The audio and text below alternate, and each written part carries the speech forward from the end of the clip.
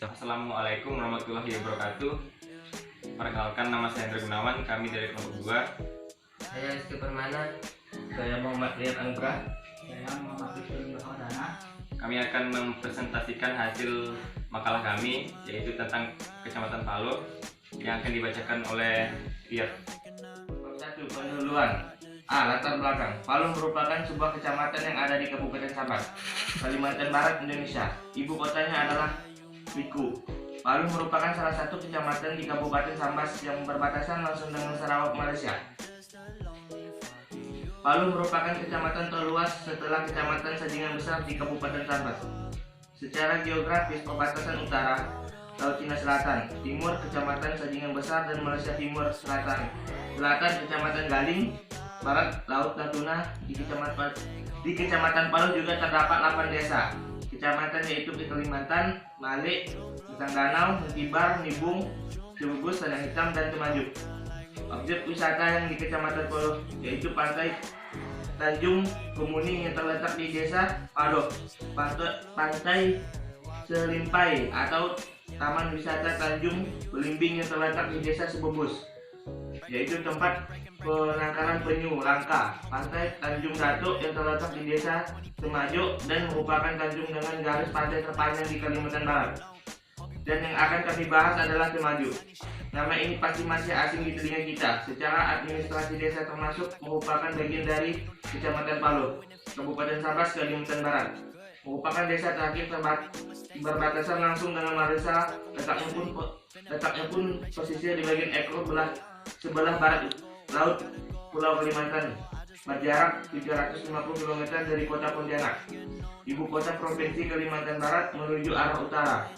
Desa ini hanya berjarak 4 km dari kampung Teluk Melano, Malaysia. B. Rumusan masalah. 1. Objek wisata di Kecamatan Palo. 2. Bagaimana adat istiadat dan budaya masyarakat di Kecamatan Palo. 3. Apa saja makanan khas yang ada di Kecamatan Palo. 4. Bagaimana sumber daya manusia yang ada di sana.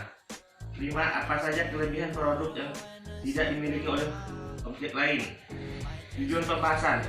Untuk mengetahui lebih dalam tentang kecamatan yang ada di Kabupaten Sambas, yang kami fokuskan yaitu Kecamatan Palo. Di antaranya itu adalah untuk mempelajari objek wisata yang ada di sana, bagaimana adat istiadatnya, makanan khas apa yang ada di sana, sumber daya manusia dan produk yang masyarakat di sana yang tidak dimiliki oleh kecamatan lain.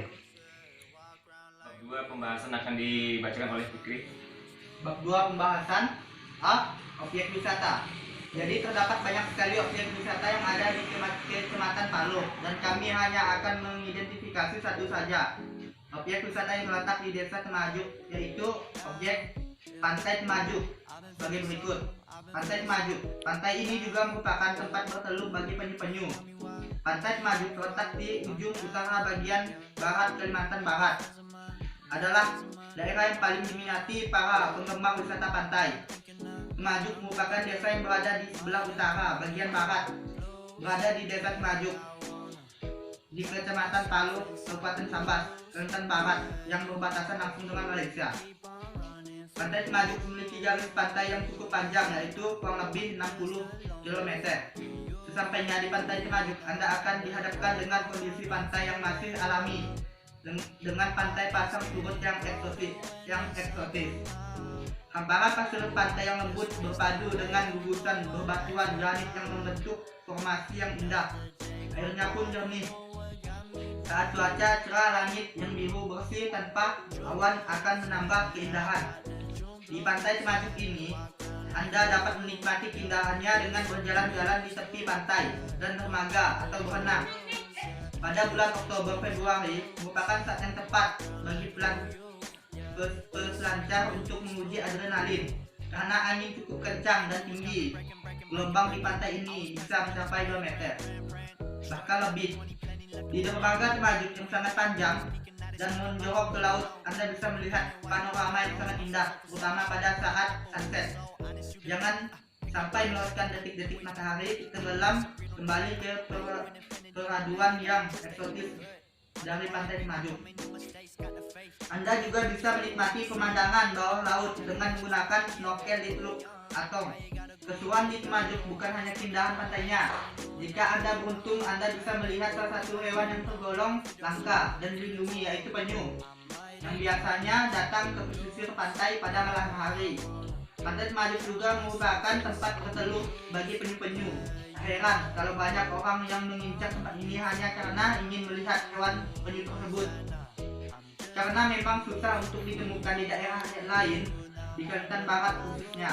Bagi Anda berasal dari daerah jauh, jangan bimbang ingin pergi ke sini, sebab di desa Temajuk juga terdapat villa yang unik, sehingga bisa membuat Anda betah berada di sini. Pembangunan villa hasil kerjasama pemerintah daerah Kabupaten Sambas bersama warga sekitar tersebut merupakan salah satu bukti bahwa Pantai Temajuk sangat digemari pengunjung dengan harga yang termasuk murah, sekitar Rp150.000 sampai dengan Rp300.000 saja. Apalagi posisinya menghadap langsung ke daerah pantai, sehingga Anda bisa juga menikmati keindahan pantai dari villa tersebut. B. Adat istiadat dan budaya masyarakat. Masyarakat Tanah Hitam, Kecamatan Palu, Kabupaten Sambas, Provinsi Kalimantan Barat, mayoritas suku Melayu Sambas. Dalam kehidupan sehari-hari, masih memegang teguh adat istiadat dan norma-norma hukum adat yang berkaitan dengan alam gaib dalam bentuk upacara adat Antarajung. Antarajung adalah salah satu upacara adat tradisional yang secara turun-temurun oleh masyarakat suku Sambas di Kecamatan Palu, Kabupaten Sambas. Antarajung ini dilestarikan pada 2 kecamatan saja, yaitu di Kecamatan Palu dan Kecamatan Tanggahan. Antarajung ini dilakukan setiap tahun oleh warga, terutama di Kecamatan Palu. Ritual ini dilakukan pada saat musim tanam atau padi. Hal ini dilakukan sebagai tradisi yang dilakukan masyarakat dan diyakini dapat meningkatkan hasil panen di musim tanam yang baru. Kepercayaan orang Palu, tradisi ini juga tak dilepaskan dengan kisah Raden Sandi yang diangkat sebagai menantu raja oleh orang Kebanahan atau orang halus. Menurut masyarakat Palu, Raden Sandi bukannya mati, tapi dibawa orang kebenaran. Masyarakat Palu sampai saat ini masih percaya dengan hal-hal berbau mistik. Prosesi Antarajung atau perahu dilakukan dengan mengantarkan perahu-perahu kecil ke tengah laut atau pantai, yang di atas perahu tersebut dibentangi layar untuk bisa berlayar jauh ke tengah laut. Pembuatan ajung ini dilakukan secara gotong royong, mulai memotong, membelah, bahkan hingga mengecat serta memberi bentuk layar ajung tersebut. Apabila ajung sudah siap, maka dilakukan penurunan ajung di pantai, yaitu di pantai Tanah Hitam untuk mengarungi lautan luas. Sebelum ajung lepas, terlebih dahulu diantar dengan tradisi joget dan diiringi dengan bunyi-bunyian gendang musik tradisional masyarakat setempat. Pelepasan ajung harus dilakukan secara serentak oleh pemilik ajung yang merupakan wakil dari masing-masing desa. Antarajung dimaksudkan agar roh-roh jahat tidak mengganggu tanaman petani. Setelah dikumpulkan di dalam satu ajung, roh jahat tersebut kemudian dikirim ke lautan lepas. Ritual Antarajung ini diikuti dan disaksikan dari berbagai etnis yang ada di Palu. Ketika pelaksanaan ritual Antarajung inilah terjadi hubungan atau interaksi masyarakat dari berbagai etnis, agama, tua muda, laki, dan perempuan. Di samping itu, ada sisi budaya dan ritual. Antarajung menjadi pesta suku rakyat Palu. Sebelumnya, ketua dari tradisi adat Antarajung, Yudi, menyampaikan, dengan pelaksanaan Antarajung masyarakat dijauhkan dari berbagai macam roh jahat, hama, wereng, dan tikus. Karenanya roh-roh jahat itu mesti diikat dan dibawa dengan ajung menuju laut lepas. Dan ia percaya ada perubahan hasil panen terhadap tanaman padi yang ditanam oleh masyarakat Palu. Ia juga berharap tradisi Antarajung bisa tetap dijaga dan dilestarikan. Di samping ada sisi tradisi dan ritual, Antarajung bisa menjadi daya tarik wisata di Kabupaten Sambas.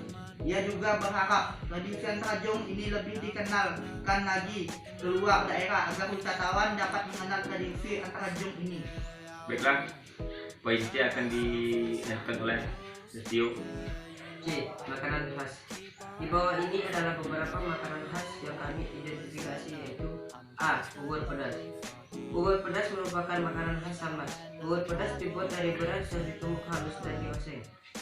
Sejumlah rempah dan sayur mayur antara lain kangkung, pakis, dan daun kesum ikut dimasukkan ke dalam panci ketika bubur dimasak. Harum rempah dan campuran sayur yang menyengat membuat warga Sambas hampir menjadikan bubur pedas sebagai makanan keseharian. Tetapi yang paling menggugah selera dan mengutip bahasa orang Sambas, tidak bisa pindah ke lain makanan. B. Kue pasung. Kue pasung namanya kita bakal tahu bentuknya seperti apa. Ya, kue pasung merupakan salah satu makanan khas Sambas lainnya yang wajib Anda cicipi. Kue pasung dibuat dari bahan tepung beras dan gula merah yang diaduk kemudian dikukus. Kue pasung ialah makanan tanpa pewarna sehingga baik untuk pencernaan Anda. C. Jodah dan jujur. Jodah dan jujur merupakan makanan tradisional masyarakat Sambas, terutama masyarakat Melayu. Makanan tradisional ini terbuat dari tepung beras dan dengan gula merah yang dicampuri sedikit kapur sirih dan digoreng. Bagian produk. Produksi madu kelulut melalui pantai peneluran penyu di Palu. Kecamatan Palu, Kabupaten Sambas berada di lokasi yang sangat strategis secara geografis karena berbatasan langsung dengan wilayah negara Malaysia dan berada di antara 5 kawasan hutan lindung Taman Wisata Alam atau TWA yang dikelola oleh BKSDA Kalimantan Barat. Kawasan ini memiliki potensi sumber daya alam yang berperan bagi tumbuh kembangnya kegiatan perekonomian masyarakat dalam pemanfaatan hasil hutan bukan kayu (HHBK). Sejak tahun 2009, WWF Indonesia menjalankan program konservasi penyu Kecamatan Palu yang bertujuan untuk mengetahui populasi dan ancaman terhadap penyu dan habitatnya di perairan Palu. Program konservasi ini dilakukan melalui monitoring serta pendampingan kepada masyarakat untuk mengurangi tingkat perburuan telur penyu melalui pengembangan mata pencaharian alternatif yang berkelanjutan. Pasca terbukanya akses darat menuju Desa Temanjok di akhir 2012, geliat perekonomian semakin meningkat. Hal ini ditandai dengan berkembangnya komoditi sektor pertanian seperti sawit, lada, dan lainnya, sehingga berdampak pada pembukaan lahan secara masif di sepanjang pesisir. Tingkat perburuan telur penyu yang masih cukup tinggi hingga di atas 25% pada tahun 2016 telah mendorong program pendampingan pada masyarakat mengenai mata pencaharian alternatif yang berkelanjutan secara gencar dilakukan. Potensi madu kelulut hasil budaya mulai dikenal kepada masyarakat Palu. Harga jual madu yang tinggi, teknis pengelolaan yang mudah, serta kesediaan sarang yang masih berlimpah di hutan membuat ternak kelulut menjadi salah satu opsi yang menjanjikan. Pelatihan pengolahan madu untuk hasil terbaik produk unggulan kelompok masyarakat Wahana Bahari Palu berupa madu kelulut ini mulai diminati konsumen dan telah dipasarkan di lokal Palu, Kabupaten Sambas, Kota Singkawang, Kota Pontianak, Jakarta, hingga Selatan Malaysia, termasuk melalui jaringan WWF Indonesia. Kelompok Wahana Bahari Palu sebagai pengelola produk madu kelulut juga menahapkan pengawasan produksi para peternak dampingan sehingga madu yang dihasilkan telah melewati tahapan kontrol mutu untuk menghasilkan produk dengan kualitas terbaik atau standar. Produksi madu kelulut asli Oreo-Honey tanpa adanya pengolahan lebih lanjut seperti pengurangan kadar air bertujuan agar kualitas madu tetap terjaga. Baik, saya sendiri akan membacakan bab 3 penutup, yaitu kesimpulan. Dari data dan fakta yang telah dijelaskan, maka kami dapat menyimpulkan bahwa di Kabupaten Sambas memiliki banyak keragaman dan di masing-masing kecamatan yang ada di Sambas. Salah satunya yang kami identifikasi yaitu Kecamatan Paloh. Di Kecamatan Paloh memiliki daya tarik wisata yang memukau dan juga adat istiadatnya yang masih asli sampai saat ini dan menjadi daya tarik tersendiri bagi wisatawan. Paloh juga memiliki makanan khas yang tidak kalah menarik dengan makanan daerah lain. Baik, itu saja yang dapat kami presentasikan dari kelompok 2. Jika ada kesalahan kata, kami mohon maaf. Dan saya akhiri. Assalamualaikum warahmatullahi wabarakatuh. Down, yeah. I've been feeling so down, yeah. Can you tell me why? I'm down.